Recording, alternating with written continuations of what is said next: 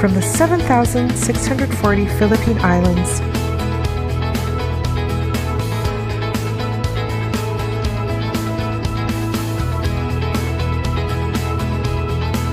to Fort St. John, British Columbia.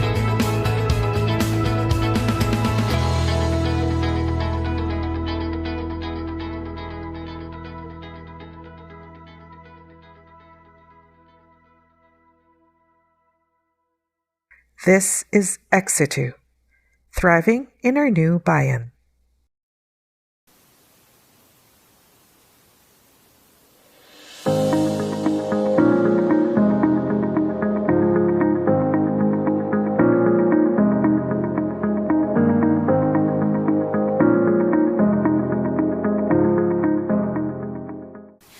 My name is Lorna Neffler.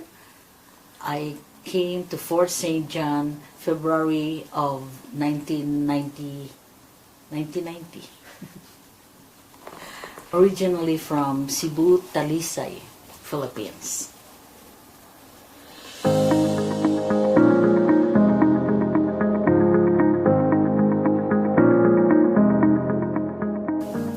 Why I came to Canada is my husband and me, because I married a Canadian husband who is from Fort St. John. So we were pen pals, and he sponsored me, and so I came over to meet him, to live with him.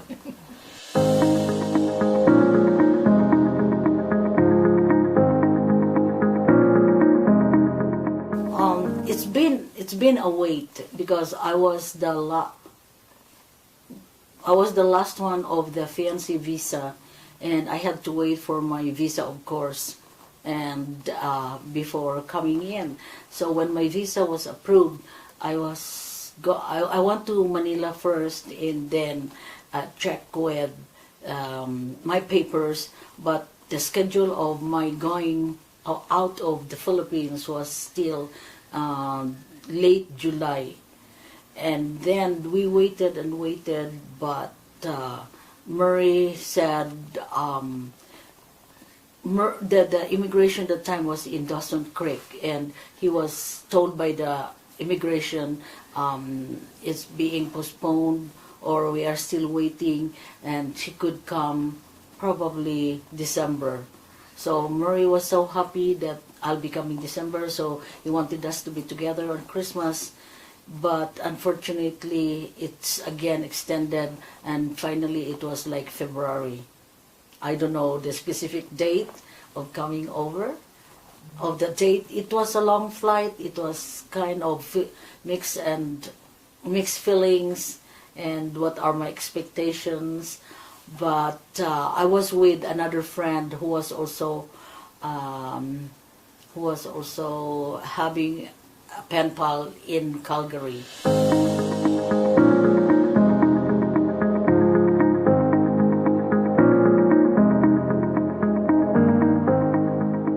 Station was so high, but I said, "Oh, this is Canada. This is Fort St. John, very far." Quiet. My response is that Fort St. John is a very quiet place. I was not expecting it will be this this quiet, far from big cities. But in the long run, I realized that this is a good place for me to like adjust instead of going right away to a big city, and there are so much to think and to adjust about. Although I feel sad because I don't see any other Filipinos when I arrived. I was not introduced right away to Filipinos, so I was just by myself. More so when Murray goes to Fort Nelson far for a week, and I'm just in the house.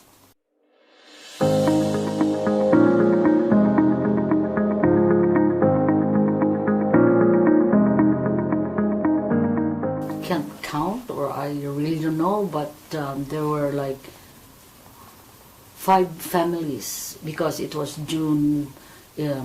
No, actually it was Ping Beaton, who also married a Canadian and who is teaching in Immaculata at the time.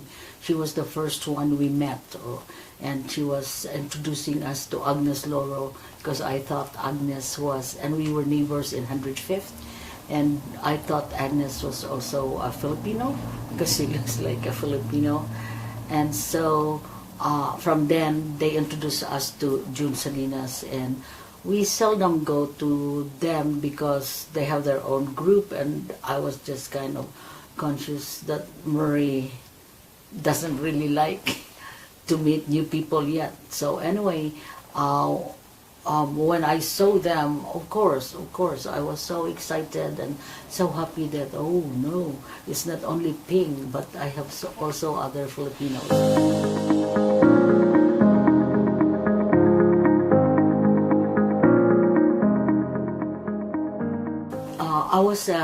I was a teacher. I taught 17 years with the St. Paul's in Pagadian City. So since I was the only one left behind with my parents, I had to look after my parents because my younger sister was a nurse and was already in the States, and the girl next to me was a nun, so she has her own community. Who was staying with my mom was just me and my papa in Pagadian.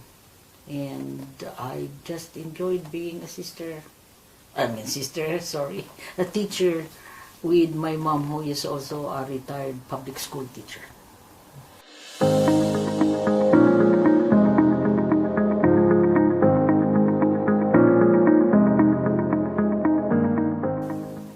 I didn't really have that Canadian dream, because when I was teaching, my students keep saying, "Why are you not married yet? You're already blah, blah, blah, 28, 27. And I said, "Why are you worried though?" Well, every time we come back for holidays from college or from where we are, you're still here. We should have, are you waiting for somebody? And I said, well, I have lots of pen pals, but nobody is proposing though. Until this cousin of mine, first degree cousin of mine, who married a retired American in New York, no, not in Las Vegas, and she said, "I'll give you another pen pal." And I said, "And what's the nationality?" And she said, "A Canadian." And it seems like he's very good. I haven't written to him yet. It was just my introductory letter and his introductory letter to me. And it seems like he is a good guy. He is professional. He is, here, take it and start writing. And I said, okay, I will. So I did. But 2 months before, after I wrote, nothing was, I said, well, I'm not meant to marry, I guess. I'll stay uncontented and marry with my profession and stay in the Philippines.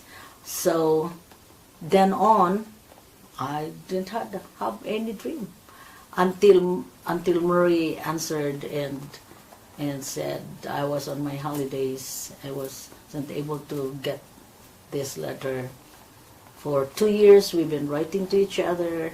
And then and when my father knew that he proposes and that he's coming to visit, he said, "You be careful. Canadians are very aristocrat."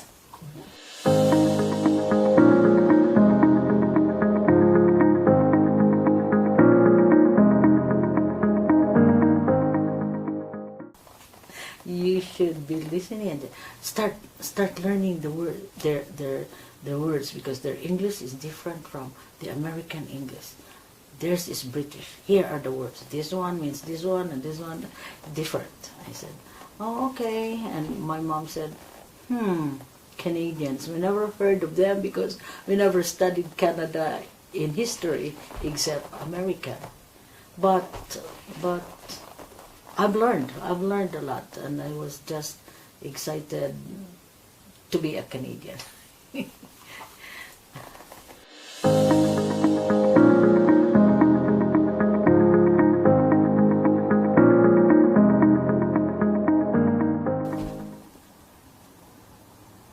Well, I want to show to my contribution to Canada is that I want to show to the Canadians who we are, who we Filipinos are, and that I want to share our culture, because when we were writing to each other, we were saying, what can you do when you will be here? So he said, would you like to teach? I said, no, teaching after 17 years, I wouldn't want to do that. Maybe my talent, I can share it to the community wherever I will be. So being a sociable butterfly, that's what I started my life with. I try to be accommodating to whatever I will fit in the community, and my talent, and tried to work, but it did not work too long because when you have a kid, it's hard then. So I guess I brought a very big impact, more so with people I knew.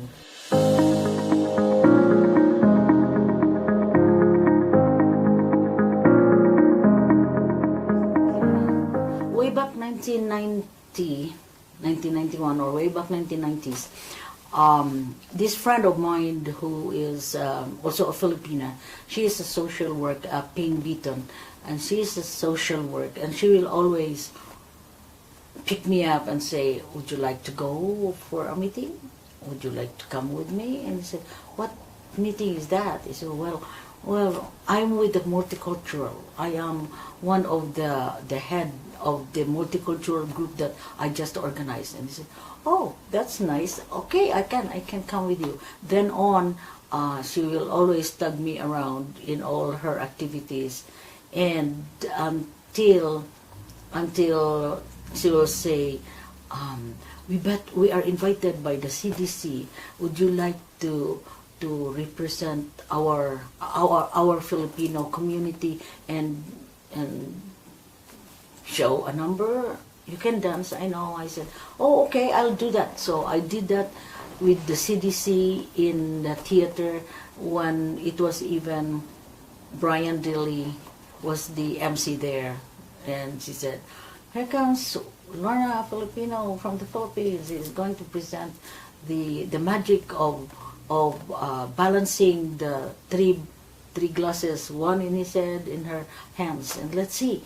So she was there, you need my help? I said, oh no, I'm fine, I'm okay. So when I was done, it was like everybody was standing ovation and clapping, and Brian said, ladies and gentlemen, she did not use any tape, or she did not use any whatever to hold on those, because I was rolling back and forth. And so that was it. And then on, I have invitations in schools and teach us this, show us this, your Filipino culture and whatnot. More so when my kids were studying in Immaculata for 2 years, and then in Alwinhal. So I was glad that I have something that I can contribute to the community from the Filipinos, no matter what. Even if I'm by myself or with group, I was fine.